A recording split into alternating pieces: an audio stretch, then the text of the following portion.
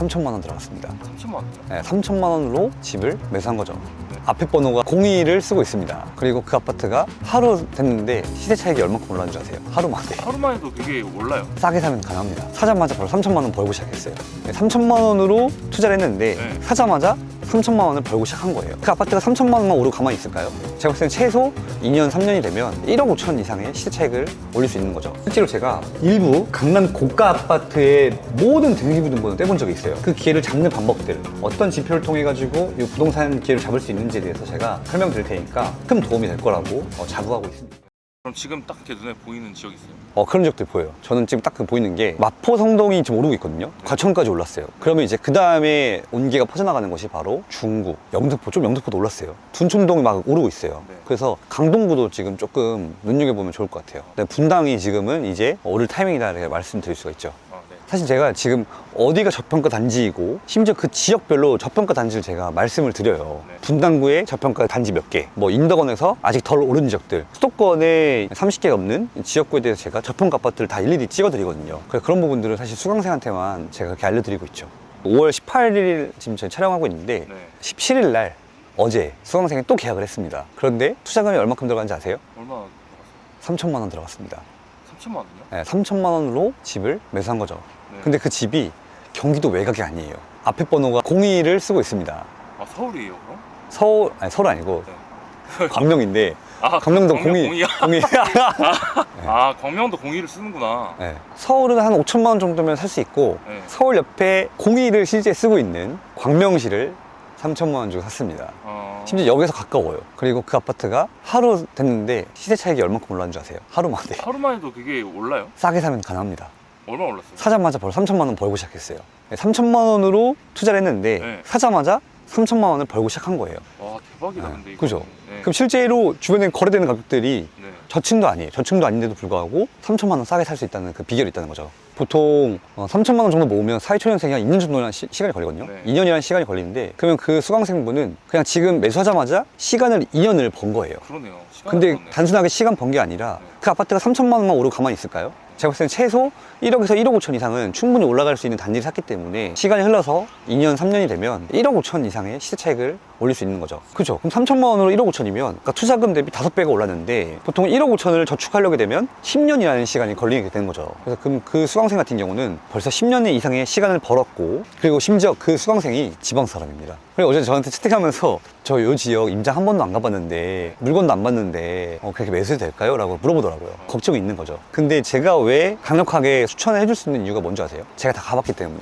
그 지역을 알고 수십 번을 가보고 일대를 이미 다 들어갔기 때문에 수강생분들이 안 가봐도 임장을 안 가본 지방분들이어도 그리고 부동산에 대해서 아무것도 모르는 20대여도 살 수 있는 거죠. 제가 이거 하시라고 말씀드렸고 그분 1시간 이내 바로 계약금을 입금하셨어요. 근데 모르면 행동할 수 있을까요? 하지 못하겠다. 못하죠.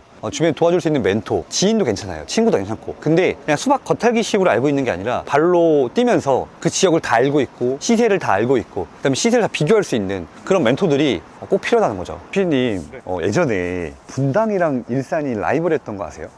라이벌이었어요? 네. 이제 1기 신도시, 분당, 삼본, 평촌, 일산 이렇게 1기 신도시가 지어지면서 이사를 많이 갔어요. 네. 특히 이제 강북 쪽에 사는 사람들은 일산 쪽 많이 갔고 강남에 살던 사람들은 분당으로 많이 이제 이주를 했는데 실제로 가격도 보면 라이벌 가격이었어요. 03년도 뭐 04년대까지만 해도 두 개의 부동산 가격이 거의 비슷하게 움직였거든요. 근데 20년이 지난 지금 두 개의 가격 격차가 거의 8억까지 벌어졌습니다. 당시 라이벌이고 가격도 똑같았거든요. 네. 갑자기 20년 만에 네. 8억까지 벌어진 이유가 뭔지 아세요? 바로 입지 차이라는 거죠. 근데 입지도 살기 좋은 동네가 아니라 오르는 지역이 있다는 거죠. 입지를 결정하는 요인들이 있는데 그 요인들을 모르고 집을 사게 되면 내가 한 번의 선택이 8억의 자산의 격차를 만들어낼 수 있다는 거죠. 실제로 일산 호수공원 가면 정말 살기 좋아요. 학군도 잘 형성되어 있고 또 지하철도 나름 있고 호수공원은 1기 신도시 중에 가장 잘 돼 있거든요. 그러다 보니까 사람들이 굉장히 거주 만족도는 오히려 분당보다 일산이 더 높아요. 네. 그렇지만 입지에 대한 이런 결정 요인들을 파악하지 않고 투자하게 되면 실제 20년 뒤에는 8억 정도 이상의 가격 격차를 만들어냈죠. 지금 가격이 비슷한 단지들끼리도 나중에 격차가 격차가 엄청 벌어질 지역이 있겠네요. 그쵸. 그게 바로 핵심이에요. 그래서 지금 부동산 투자 살 때 같은 6억대 아파트를 산다고 해서 그 아파트가 같이 올라가는 게 아닙니다. 향후 20년 뒤에는 내가 샀던 A 물건이 B 물건이랑 지금 가격은 같은 6억일지어도 5억, 10억 정도의 차이가 벌어질 수 있다는 거죠. 정말 중요해요. 아무거나 사면 안 되고, 어떻게 보면 부동산이라는 게 내 인생에 있어서 가장 큰 소비란 말이죠. 피디님 만난 김에 입지를 결정할 수 있는 요인들, 더 오를 만한 입지의 특징들이 있거든요. 네. 제가 다 떠먹여 줄게요. 네. 그러니까 피디님은 제발 까먹지 마세요. 알겠습니다. 또 까먹으시더라고. 별거 아닌 것 같은데 네. 피디님이 이 요인들을 고려하고 나서 집을 샀을 때 향후 10년 뒤에 자산의 격차가 피디님 동료, 그다음 피디님에 있는 주변 지인보다 훨씬 크게 달라질 거예요. 알겠습니다. 지금 저희가 여기 지금 와 있는 지역이 바로 제가 투자했던 그 지역입니다. 저기 보면 제가 실제 투자했던 아파트가 있습니다. 여기를 투자했던 이유는 아마 다들 공감하실 거예요. 20대, 30대 분들이 투자금이 많이 없어요. 소액으로 최고의 효율을 낼 수 있는 곳을 생각하고 당장 서울을 진입이 어려운 사람들이 분명 있거든요. 어떻게 하면 작은 돈으로도 큰 수익을 낼 수 있을까를 고민하다가 매수를 하게 됐습니다. 지금 저희가 인덕원 왔지만 이 인덕원보다 평촌 아파트가 더 입지는 좋아요. 학군도 좋고 교통도 괜찮고. 그런데 저는 이제 그냥 단순하게 입지만 좋은 게 아니라 인덕원 선택한 이유도 빠르게 적은 돈으로 또 큰 수익을 낼 수 있을 만한 지역을 제가 골라야 됐기 때문에 과연 내가 이 돈으로 이 아파트를 샀을 때 최선의 선택인가를 꼭 고민해 보셔야 돼요. 그러니까 예를 들어서 내가 그냥 단순하게 뭐 수원 아파트 아니면 뭐 3분 아파트, 평촌 아파트 샀는데 그 가격이 안 오를 수 있거든요. 제가 만약에 이 7천만 원 가지고 평촌에 구축을 샀을 때는 가격이 그대로더라고요. 근데 제가 이 신축 아파트를 사게 되면서 가격이 제 투자금 2배 이상 올랐어요. 투자금 대비 2배요? 네. 몇 년 동안? 지금 1년 정도 되죠. 1년 반. 1년 만에 네. 투자금이 2배가 오른 거예요? 네, 그쵸. 잘 선택했다고 볼 수가 있죠. 그럼 그 당시에 가격 차이가 벌어질 수 있었던 그 요인이 뭐예요? 당시에는 마포에 있는 신축 아파트들 위주로 막 오르기 시작했어요. 특히 23년도, 24년도까지는 신축이 대세였거든요. 특히 못 오른 신축 아파트들 위주로 대세 상승장이 일어섰기 때문에 그땐 제가 신축 아파트 위주로 투자를 했던 것이죠. 근데 또 25년도에는 그 기준이 좀 달라졌어요. 24년도 경기도는 충분히 신축 아파트를 사는 게 메리트가 있었는데 지금은 다시 또 이제 구축을 사는 게 또 이제 좀 바뀌고 있다는 것을 알 수 있죠. 그래서 그때 그 시기마다 어떤 식으로 투자를 접근해야 되는지 좀 달라요. 그러니까 제가 투자했던 24년도 경기도권은 신축, 지금은 조금 덜 오른 구축 아파트라든지 그런 거 위주로 접근하는 게 좋은 거죠. 그래서 내가 투자했던 그 시점에 가장 최선의 선택을 해야 된다는 게 피디님 정말 중요한 이야기입니다. 아까 제가 말씀드렸던 것처럼 같은 7천만 원으로 더 입지가 좋은 평촌 구축을 샀을 때랑 인덕원 샀을 때랑 그 자산의 격차가 달라진 것처럼 여기 입지가 더 좋으니까 여기 사면 더 오를 거야 라고 단순하게 선택하면 안 된다는 거죠. 당시에는 신축이면서 빠르게 오를 수 있지만 그다음에 아직 오르지 못한 물건들을 제가 먼저 선별했거든요. 당시에 이미 과천이 마포랑 성동구 신축과 함께 급격하게 상승을 하기 시작했어요. 그리고 인덕원은 약간 마포가 형이면 막내 동생 같은 느낌이거든요. 형이 먼저 치고 오르니까 그다음에 둘째가 오를 거고, 둘째는 이제 6천만 원, 7천만 원으로 사기엔 조금 어려운 감이 있었고, 막내 동생인 이제 인덕원이 굉장히 저평가된 상태였습니다. 거의 바닥에서 기기고 있던 시기였죠. 그래서 제가 빠르게 이거를 선점을 하고 그 아파트를 매수를 하게 됐습니다. 그 당시에는 거의 한 달에 뭐 1,000만 원씩 오를 정도로 굉장히 흐름이 빠르게 움직이고 있었거든요. 당시가 몇 년도였어요? 23년도 말에서 24년도였습니다. 그리고 그 시점에는 내가 조금만 고민하고 임장 다니면서 시간을 허비하면 1,000만 원씩, 2,000만 원씩 바로바로 상승해버리는 거예요. 굉장히 박탈감이 좀 심한 시기였어요. 특히 23년도 8월 달에 굉장히 부동산 가격이 빠르게 올랐거든요. 근데 그럴 때 제가 7년 동안에 임장을 하면서 전국을 임장하니까 모든 시세를 알고 있을 거 아니에요. 그렇게 공부했던 것들이 그렇게 급박한 상황일 때 효과로 증명된 것 같아요. 저 같은 경우는 단지도 임장 안 들어왔어요. 전화 걸어가지고 매물 있는 거 그냥 바로 샀거든요. 집도 심지어 안 봤어요. 다 돌아보고 한두 번 온 게 아니기 때문에 이 지역을 이미 다 알고 있던 거죠. 또 이 아파트랑 비슷한 물건들이 서울에도 한 10개, 12개 정도가 있어요. 그런 물건들이 먼저 오르고, 예를 들어서 뭐 녹번에도 이편한 아파트가 있거든요. 그 아파트가 먼저 12억 이상을 찍고 나니까 그 다음에 이제 비슷한 지역들을 오르겠다라는 생각이 들어서 빠르게 매수하게 된 거죠. 지금에 와서는 트렌드가 좀 어떻게 바뀌고 있는지. 그 시기마다 사야 되는 물건들이 있다고 말씀드렸잖아요. 그렇죠. 23년도 트렌드는 바로 신축이었어요. 그 왜 신축을 사야 되냐면 당시에 신축 아파트가 전세 가격이 많이 빠졌어요. 우리 22년도 때 우리 금리가 한때는 6% 이상까지 올랐는데, 그러면 가장 큰 영향을 많이 받는 아파트들이 바로 대출이 많이 있는 아파트였고, 그리고 금리가 오른다는 것은 단순 매매 가격뿐만 아니라 전세로 살고 있는 전세입자들한테 타격이 컸어요. 그리고 고전세, 높은 전세로 살고 있던 신축 아파트들에 대한 매매 가격이 급격하게 하락을 하기 시작했던 거죠. 당연히 전세를 살던 세입자분들이 대출 이자가 부담이 되니까 전세 대출 이자를 낮춰가지고 다른 아파트로, 더 싼 아파트로 이사를 가려고 해요. 그러다 보니까 세입자가 나가면서 역전세가 나고, 그래서 신축 아파트들이 가격이 많이 하락했습니다. 청량리부터 해가지고 고덕그라시움, 뭐 헬리오시티, 신축 아파트들이 30% 가까이 하락을 했던 시기였어요. 그리고 그때 당시는 그만큼 또 공사비가 이제 코로나 인플레이션으로 인해서 급증하면서 신축 아파트를 짓는데 옛날에는 평당 공사비가 한 600만 원이면 됐었거든요. 근데 지금은 800만 원, 900만 원. 그 공사비 자체가 30%가 오르니까 강남, 그다음에 마용성급 아니고서는 신축 아파트를 재건축하기가 굉장히 힘든 시기가 도래했습니다. 그러다 보니까 옛날에는 뭐 분양권이라든지 재건축 아파트들이 굉장히 핫했거든요. 근데 지금은 이미 공사비는 공사비대로 비싸고 많이 떨어진 신축 아파트가 23년도에는 대세였다라고 말씀드릴 수가 있어요.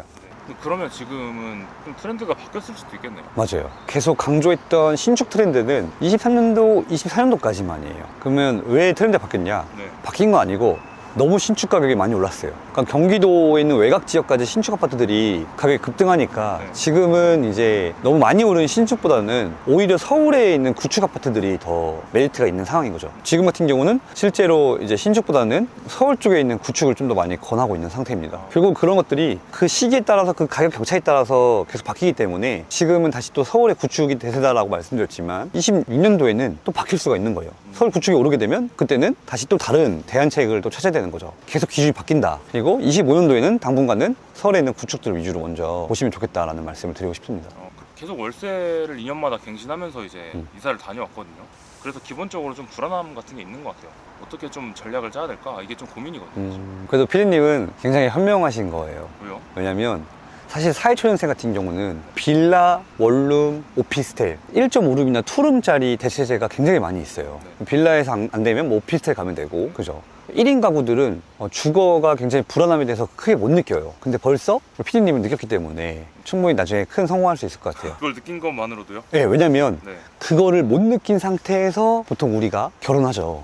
그럼 결혼하면 네. 2명이니까 방이 몇 개 필요해요? 2개면 돼요. 네. 옷방 하나 만들고 제 안방이 있으면 되기 때문에 투룸도 대체제가 많아요. 그렇기 때문에 크게 주거 안정성에 대한 불안감을 못 느낀단 말이죠. 근데 이제 애가 태어나면서 최소한 방이 3개가 필요합니다. 애 장난감, 애 옷, 애 이불까지 그것을 이제 정리해놓고선 이제 넣어놓을 공간이 필요하다 보니까 방이 3개가 필요한 거예요. 그러면 이제 방 3개를 충족시킬 만한 이런 물건들이 더 이상 오피스텔, 빌라에서 많이 없습니다. 아, 어려울 것 같아요. 네. 그죠. 그때부터는 단독주택 아니면 아파트인데 단독주택은 1층으로 되어 있기 때문에 물건이 많이 없어요. 그렇기 때문에 사람들이 3룸을 살기 위해서 아파트를 이사 가는 겁니다. 그럼 그때서 이제 비로소 아파트로 이사 가면서 주거에 대한 불안정성이 이제 시작되는 거죠. 근데 이제 그때 느끼면 이미 늦었다는 거예요. 젊을 때 하루도 빨리 그 불안함을 느끼고 내 집 마련을 해야지 뒤늦게 주거의 불안성을 느껴가지고 그때 이사하게 되면 이미 집값은 2배 이상 오른다는 거죠. 통계적으로 우리가 보니까 10년 동안에 수도권 집값이 2배가 오른 거예요. 그러면 피디님은 결혼하고 애 낳고 느껴야 되는 그 불안감을 10년이나 빨리 알았으니까 지금이라도 집을 사게 되면 피디님의 주변 친구들이 그 불안감을 느낄 10년 뒤에 이미 피디님은 2배 이상의 자산 격차를 만들어낼 수 있다는 거죠. 왜냐면 의식주는 필수 3요소입니다. 그 주거의 안정성이 뒷받침되지 않으면 돈을 많이 벌더라도 불안감을 느낄 수밖에 없어요. 일반적으로 집을 마련하려고 하면 얼마 정도가 필요하다 생각이 들어요? 못해도 한 2, 3억은 있어야 되지 않을까요? 그쵸. 그럼 2, 3억을 모으기 위해서 저축을 하면 몇 년 정도 시간이 걸릴까요? 제 상태에서 지금 네. 2, 3억 모으려면 15년에서 20년은 걸리지 않을까요? 그쵸. 서울 수도권이 10년에 2배 오른다 말씀드렸잖아요. 네. 그럼 20년이면 거의 4배가 오르는 거예요. 3배에서 4배가 오르기 때문에 20년 뒤에 내 집 마련 하는 거는 힘들다. 저축하는 것보다 아파트 가격 오르는 게 더 속도가 빨라요. 이거 꼭 기억하셔야 돼요, 피디님. 제가 피디님 상태로 다시 돌아갔을 때 정확하게 3년 전이었거든요. 3년 전에 저는 어떻게 했냐. 저축을 해서 집을 사는 게 아니라 먼저 사놓고선 돈을 갚는 겁니다. 예, 그게 부동산 첫 걸음의 시작이에요. 그래서 항상 기억해야 될 게 내 집 마련은 돈을 모아서 사는 게 아니라 사놓고 갚는 거다라고 말씀드릴 수가 있죠. 그래서 제가 사회초년생으로 딱 처음에 사회 진출하고 나서 7천만 원 정도 가까이 이제 대출 받았어요. 그리고 그 7천만 원을 나눠가지고 3천만 원, 4천만 원으로 집을 수치해 샀습니다. 저는 역시 제가 말씀드린 것처럼 7천만 원을 모으게 되면 최소한 5년 이상의 시간이 걸리기 때문에 대출을 통해 가지고 5년이라는 시간을 단축시켰고 뭐 1년, 2년 동안에 뭐 2억씩 이상 올랐기 때문에 2억 오르려면 보통 10년 정도 걸리거든요. 15년 정도. 그 시간을 단축시켰다고 볼 수가 있는 거죠. 그래서 굉장히 중요한 선택이다. 내 집 마련은 사놓고선 갚는 거다라는 거죠. 네, 제가 오늘 촬영하기 전에 제 수강생분들의 성과를 한번 쭉 보고 왔어요. 수강생들이 했던 모든 아파트들을 한번 제가 보고 왔는데 안 오른 아파트가 없더라고요. 저랑 같이 함께 투자를 하고 같이 스터디를 했던 모든 사람들이 한 명도 빠짐없이 돈을 벌었다는 거예요. 그분들이 돈을 벌었던 이유는 같이 부동산 투자를 한 것도 있지만 그 행동 그 실행력이 가장 중요합니다. 근데 실행을 하는데 아무거나 사면 될까요? 오를 수 있을 만한, 그리고 오를 만한 아파트를 알고 있는, 그리고 또 거기에 대해서 충분히 공부가 된 다음에 매수하는 것이 현명하고요. 저는 진심으로 저뿐만 아니라 저랑 같이 함께하는 사람들이 잘 됐으면 좋겠어요. 사실 그래서 제가 오지랖일 수 있는데 그냥 알려주는 걸 너무 좋아해요. 알려주고 뭐 설명해주고 이런 걸 좋아하기 때문에 그냥 그게 또 제 또 유일한 낙이기도 하고, 저를 통해 가지고 돈을 벌어가지고 고맙다고 커피 한 잔, 그냥 밥 한 번 얻어먹는 게 또 제 유일한 낙입니다. 그냥 단순하게 밥을 얻어먹는 게 문제가 아니라 그 사람이 이제 그렇게 행복해하는 모습을 보면서 저 또한 이제 그 뿌듯함을 느끼거든요. 저랑 한번 인연이 닿으면 제가 그분들 집 살 때까지 제가 항상 이렇게 케어를 해드리거든요. 피디님도 저랑도 지금 한번 인연이 맺은 것처럼 제가 열심히 알려드릴 테니까 내 집 마련 한번 열심히 저랑 같이 해보시고, 그 다음에 앞으로 인연이 맺어질 분들까지 꼭 내 집 마련 할 수 있도록, 또 올바른 선택으로 나아갈 수 있도록 안내해드리려고 합니다. 함께 성장하는 그런 스터디를 만들고 있으니까요. 관심 가져도 좋을 것 같습니다. 지금 신축에서 약간 구축 넘어왔다고 말씀드렸잖아요. 트렌드가 바뀌거나 아니면 좋은 정보가 있을 때마다 제가 여러분들께 꼭 바로 공유해드리도록 하겠습니다. 도움이 되는 많은 정보를 알려드릴 테니까 구독과 좋아요까지 한번 눌러주시면 감사하겠습니다. 또 주말에 또 저를 왜 불렀나요? 이제 대선이 한 달도 안 남았잖아요. 그렇죠. 지금 5월 18일이거든요. 네. 지금 5월 시점에 현재 집값 분위기는 좀 어때요? 혼란스러운 상황이잖아요. 그래서 지금 조금 조용하게 있다. 근데 매도자분들도 하락할 거라고 생각하지 않아요. 그래서 내놓은 물건들은 호가는 굉장히 비싸게 유지되어 있고, 근데 매수자분들은 또 비싸다 보니까 대선 이후를 좀 지켜보겠다라고 해서 매수를 약간 감망한다. 근데 최상급지, 상급지부터는 조금씩 거래가 되고 있어요. 지금 5월 18일이잖아요. 5월 17일 어제 기준으로 서울숲 그린동화 아파트에 매물이 하나 나왔어요. 24평짜리. 괜찮은 물건 나왔는데 그 아파트를 보려고 10팀이 줄 서가지고 그 아파트를 봤다고 합니다. 투자를 하기 좋은 시점인지 사실 감이 안 잡혀가지고 어떤 후보가 당선되느냐에 따라서 조금 시장의 움직임이 바뀔 수 있을 것 같다고 생각이 들고, 오히려 혼란스러운 시기가 제가 항상 매수했던 그 시기였어요. 이렇게 매수하고 나서 혼란스러운 종목들이 가라앉고 또 정상적으로 시장이 돌아가게 되면 주춤했던 가격이 한꺼번에 반영돼가지고, 그렇게 해서 시세 차익을 내다 보니까 지금 이 시기가 정말로 큰 기회구나. 어떻게 보면 이제 정권이 바뀌기 전 마지막 기회일 수 있겠다는 생각이 들어요. 대선 이후에 변화가 좀 어떻게 변화가 있을까요? 만약에 현재 정권이 유지된다고 하면, 그러니까 국민의힘 후보가 당선이 되게 되면 지금과 같은 기조로 시장은 흘러갈 겁니다. 양극화가 발생되고 고가 아파트가 계속 오르는 그런 현상이 계속될 거고요. 만약에 이재명 후보, 그러니까 즉 민주당이 당선되게 되면 집값 변화가 완벽하게 일어날 거예요. 민주당은 서민들의 주거 안정성을 위해서 아무래도 각종 부동산 규제를 실행하게 될 겁니다. 서민들이 살고 싶어하는 신축 아파트들을 많이 지어야 되거든요. 근데 서울의 땅은 한정적 지역, 이 조그만 한정적인 서울 땅에서 아파트를 지을 수 있는 땅이 없어요. 그럼 땅이 없기 때문에 재건축 재개발해야 되는데, 민주당은요 항상 재건축 재개발에 대한 규제를 시행해왔습니다. 재건축 재개발 조합원들이 비싸게 아파트를 내놓고 싶은데 강제적으로 가격을 상한선을 정해버리고 조합원들이 시세 차익을 남기게 되면 세금으로 환수를 하다 보니까 정권이 바뀔 때까지 재건축 재개발 안 하고 기다립니다. 자, 그러면 서울에 땅이 부족하다 했죠. 땅이 부족한데 재건축 재개발도 올 스탑될 가능성이 큽니다. 그 말은 뭐냐면 신축 아파트가 공급될 가능성이 굉장히 희박하다. 팔려는 사람들도 줄고 재건축 재개발도 올 스탑돼 버리면 부동산 시장은 향후 매물 부족으로 인해서 상승할 가능성이 크다는 거죠. 그것이 바로 민주당이 잡았을 때 과거의 역사를 제가 말씀드리는 거예요. 이미 2번의 경험을 우리는 했습니다. 그럼 결국은 앞으로의 미래까지도 한번 예측해 볼 수 있다는 거죠. 실제로 보면 우리 2020년도 때 전세 가격이 20% 30%씩 1년 동안에 폭등한 거 기억나시죠? 그때도 보면 전세, 월세를 안정화시키기 위해서 계약갱신 청구권이라는 제도를 처음 도입을 했어요. 2년 전세를 살고 임차인이 원하면 2년을 추가로 더 살 수 있는 거예요. 그럼 결국은 4년을 살 수 있단 말이죠. 근데 이 정책의 부작용 때문에 20년도 때 갑자기 전세 가격이 급등했습니다. 왜 그러냐면 계약갱신 청구권을 쓰면서 시장으로 물건이 나오지 않고, 그러다 보니까 시장의 매물이 줄어들면서 전세 가격이 급등하는 거예요. 그런 것처럼 매매 시장도 규제를 하면 할수록 안정화되는 것보다는 부동산 시장 가격이 상승할 수밖에 없는 요인인 거죠. 지금 마포, 용산, 성동구 살려고 하는 사람들 잘 알 거예요. 규제가 들어가고 있거든요. 이런 지역들은 지금 물건이 없어요. 사고 싶은 사람도 있는데 물건이 없다는 거예요. 물건이 없으니까 호가가 직전 실거래보다 1억 이상 비싸게 지금 거래되고 있습니다. 이런 것들이 반복되고 더 과속화될 거다라고 말씀드릴 수가 있어요. 실제 이 자료를 보면 과거 정부의 부동산 집값 상승률을 살펴볼 수 있습니다. 이 문재인 후보, 그다음에 노무현 후보가 당선됐을 때는 이렇게 집값이 오히려 상승을 더 크게 했죠. 그리고 이 시기에는요 부동산 시장에 대한 규제들이 시행됐습니다. 반면에 보수당이 집권했을 때는 규제를 하지 않고 부동산 시장을 완화하는 방향으로 풀었는데도 불구하고 부동산 시장 가격은 큰 상승을 못했다는 거죠. 이 역사가 벌써 20년이 넘습니다. 4번의 정권의 교체를 통해서 이미 우리에게 큰 교훈을 가져다 줬어요. 그래서 만약에 이재명 대표가 당선될 것이 유력하다라고 봤을 때는 길어봐야 2개월, 3개월밖에 기회가 남아있지 않다라고 말씀드릴 수 있어요. 저 같은 이제 무주택자들이 향후에 내집 마련을 꼭 해야 된다고 하면 그 전에 좀 꼭 확인해야 할 그런 게 있을까요? 무주택자분들은 아파트의 2년 전 전세 가격이랑 아파트 2년 전 월세 가격을 한번 보세요. 2년 전에 2023년도 1월달 대비 전세 가격이 못해도 다 30% 이상 올랐어요. 그 말은 내가 만약에 여기서 전세 계약을 2년 연장하거나 혹은 계약갱신 청구권 써가지고 전월세를 2년 더 살았을 때 2년 뒤에 전세 만기가 됐을 때 아마 지금의 전세 가격보다 최소 10%에서 20% 이상 오를 거예요. 아파트 4억짜리 전세를 살고 있는 사람들은 못해도 1억 이상의 돈을 추가로 지불해야지만 전세 계약을 연장할 수 있다는 거예요. 특히 사회초년생이나 아니면 전월세를 살고 있는 직장인분들이 2년 동안 1억 마련하기 쉬울까요? 어렵죠.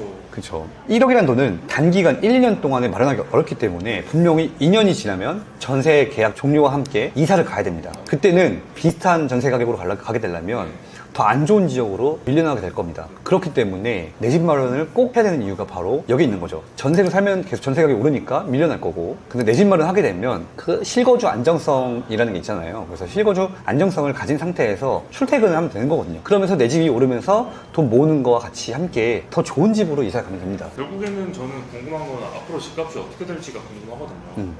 지금은 양극화 시대가 발생되고 있다라고 말씀드릴 수 있고, 그 이유가 돈이 많으신 리치분들이 빌딩 시장에서 지금 주거 아파트로 넘어왔어요. 왜냐면 상가 임대료는 계속 수익률이 낮아지고 있고 임대 맞추는데 그냥 스트레스가 있기 때문에 빌딩의 거래량이 좀 줄고 있습니다. 대신 빌딩 쪽에서 고가 아파트로 넘어오고 있어요. 압구정이든 반포든 이런 쪽에 지금 수요가 넘어오고 있기 때문에 고가 아파트의 강세가 지금 계속 당분간은 지속될 거다라고 말씀드릴 수 있고, 그리고 지금 여기 자료를 보시면 알 수 있는 것처럼, 그러니까 10년 전에 비해서 이미 그 평균 소득이 많이 올라갔어요. 올랐기 때문에 두 명의 이제 신혼부부가 결혼하게 되고 양가 쪽에서 조금의 금전적인 지원을 받게 되면 마용성급의 아파트를 살 수 있다는 거예요. 이런 지역들의 좀 강세가 먼저 발생할 거다라고 말씀드릴 수 있고, 그 다음에 아직 못 오는 아파트들이 있거든요. 따라서 움직일 가능성이 크다라고 말씀드릴 수 있습니다. 그러니까 지금은 이미 올라버린 아파트가 아니라 아직 못 오는 아파트 중에서도 그 다음에 오를 만한 순서인 아파트들을 지금 공략해보는 게 현재 부동산 시장에서 유효한 전략이라고 볼 수 있습니다. 향후 좀 중요하게 봐야 될 부동산 정책이 따로 있을까요? 중요하게 봐야 될 정책이 하나 있어요. 바로 대출 규제예요. 대출 규제. 대출 규제가 시행되게 되면 가장 큰 피해를 보는 것은 부자들일까요? 아니면 서민들일까요? 서민들이지 않을까요? 맞아요.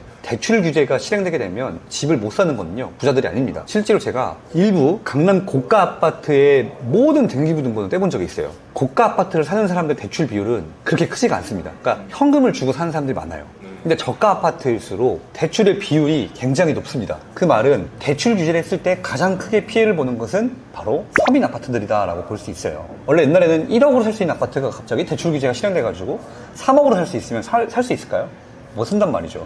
그렇기 때문에 대출 규제를 유심히 봐야 되는데, 스트레스 DSR 마지막 3단계가 7월 달부터 실행될 것 같아요. 그럼 못해도 6월 말 이전까지 계약을 끝내놓은 사람들만 대출 규제를 피해가지고 매수를 할 수 있게 되고요. 7월 달 이후에 계약을 한 사람들은 이 스트레스 DSR 3단계 때문에 집을 사고 싶어도 못 사는 상황에 발생할 수 있다는 거예요. 그 말은 7월달 이전에 지금이라도 빠르게 서울 중심부, 그 다음에 서울 안으로 구축이라도 매수할 수 있을 만한 정도의 계획을 가지시고 이 기회를 놓치지 않아야 된다는 거죠. 부모님이 투자를 하실 때 정책보다 더 중요하게 따지는 것이 그게 있다고 하셨잖아요. 중요하게 보는 게 있습니다. 첫 번째는 결국은 부동산 가격은 팔려는 사람과 살려는 사람의 합의점에서 거래가 일어난다. 그 말은 팔려는 사람의 숫자를 좀 눈여겨보실 필요가 있다는 거죠. 그래서 이 앞선 자료를 보시면 이 지금 지표가 서울 아파트를 매도하려고 하는 사람들의 시장에 나와 있는 부동산 매물 개수예요. 근데 지금 보면 부동산 매물 개수가 계속 줄어드는 게 보이시죠? 결국 지금 팔려는 사람들이 줄고 있다는 거예요. 살려는 사람들은 늘어나는데 팔려는 사람들은 줄고 있으면 부동산 가격이 어떻게 될까요? 상승할 수밖에 없다는 거죠. 두 번째는 아까 제가 말씀드렸던 것처럼 신축 아파트의 공급량, 그러니까 신축 아파트가 얼마나 많이 서울에 지어질 거냐라고 보는데, 이 지표를 보면 실제로 2025년도 이후로 올림픽파크 포레온이 이제 입주가 끝났습니다. 이제 그 뒤로 입주 물량이 없다는 거죠. 결국은 지을 땅도 없고 재건축 재개발도 올스탑이 되게 되면 아파트도 더 이상 분양이 안 된다는 거죠. 그렇게 되면 전세 가격은 상승할 수밖에 없어요. 전세 가격이 상승하게 되면 매매 가격도 거기에 맞게 따라서 움직일 가능성이 조금 있다라고 볼 수 있죠. 그다음에 세 번째가 대중들의 심리 지표를 잘 보셔야 돼요. 아파트 실거래라는 사이트에서 심리 지수를 볼 수 있거든요. 근데 실제로 지금 심리 지수를 보면 4월달에 반등한 게 보시죠. 4월달 반등하면서 이게 매수하려는 사람들의 심리 지수거든요. 매수하려는 사람들의 심리가 매수를 해야겠다는 심리로 점점 바뀌고 있다는 거죠. 결국 사람들의 심리가 바뀌면 그 바뀐 대로 부동산 가격이 상승할 수밖에 없다는 거죠. 그래서 지금 심리가 한참 죽어 있다가 다시 반등해서 매수세가 점점 늘어나고 있다. 마지막으로 가장 중요한 원칙이 있는데 요것만 알아가도 향후의 미래 전망에 대해서 알 수 있거든요. 고정 댓글을 참고해 주시면 관련된 내용은 확인하실 수 있을 겁니다. 그걸 토대로 여러분들의 내 집 마련에 대한 그 기준을 명확하게 좀 잡았으면 좋겠고요. 우리에게 남은 시간은 정권이 안정화되고 부동산 시장이 다시 정상화되기 전까지 5월달, 6월달이 어떻게 보면 마지막 기회일 수 있다는 거죠. 그러니까 황금 같은 이 마지막 기회를 놓치지 않았으면 좋겠습니다. 그 기회를 잡는 방법들, 어떤 지표를 통해 가지고 이 부동산 기회를 잡을 수 있는지에 대해서 제가 설명드릴 테니까 큰 도움이 될 거라고 자부하고 있습니다. 좋은 정보가 업데이트 될 때마다 여러분들께 앞으로도 계속 공유하도록 하겠습니다.